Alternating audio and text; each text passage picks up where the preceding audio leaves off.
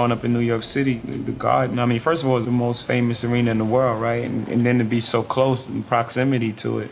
The first time I headlined it, I remember feeling like it's like the moment you get your first Grammy or the first time your record goes gold. The beauty of the Absolute concert series is it pairs one of the great brands internationally with Madison Square Garden and all the great experiences that happen here with artists. Madison Square Garden, we like to think of it as the epicenter of the epicenter. It's the center of the greatest city in the world, and it's right in the heart of New York and sits right on top of the major metropolitan hub. This is the one place in the world where artists are at the pinnacle of their performance opportunity. I played a concert there for the Black Album. I think it came out like 4 days later.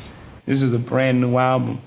I go in there and I'm thinking I'm debuting new music, you know, at the Garden, and it's special. I'm doing something special. I'm playing a one-time show. And I start playing these records and the whole crowd is erupting and they're singing these songs that's like not even out yet. It was just, you know, one of those magic moments that you can't duplicate. How are you? Hey. Let's get to it. I gotta go. Yeah, I'm out at Brooklyn. Now I'm down in Tribeca, right next to the Narrow, but I'll be hood forever. That hallway backstage at Madison Square Garden is a unique place. Keep going, Jimmy. Keep going, Jimmy. All black, everything. People line the halls before and after a show, and it's almost its own little subculture of people who are allowed back there.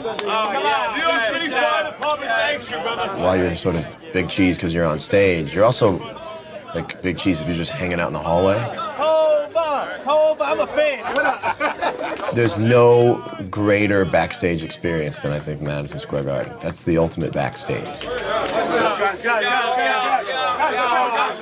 What you gonna do now? Yeah. If you look at the history of all the famous basketball players, you know, this is the place that they gear up for. You know, all these guys, you know, they want to come to New York because it's the biggest stage. You know, in that arena, it's just a special place. There are many nights with certain bands and the way they connect with their audience, where there's this rhythm that gets created across the entire arena. And the building is built on a set of rockers to absorb vibration. And so what can start to happen is the entire building begins to move with the movement of the crowd and the band.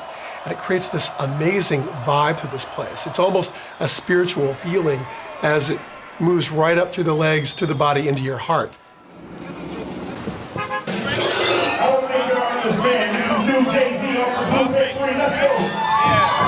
You can't make art with business in mind. You know, you have to make, you know, art first. For me, I have to make sure when I'm in the studio making an album that, you know, nothing else gets in the way of that. So you have to just make music out of passion and then, you know, figure out how to be a businessman after that.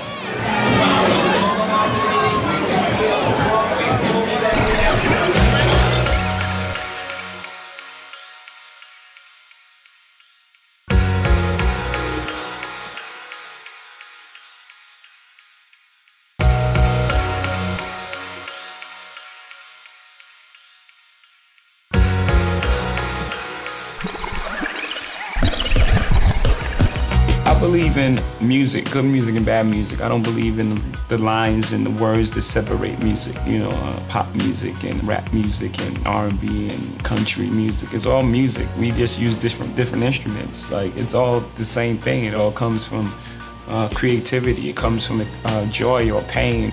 Whatever you draw on to create these songs, it all comes from the same place. New York, New York. It's my foundation. It's the center of my growth. It's the muse for my art. It's where I grew up. It's, you know, the thing that I have, you know, a lot of pride in.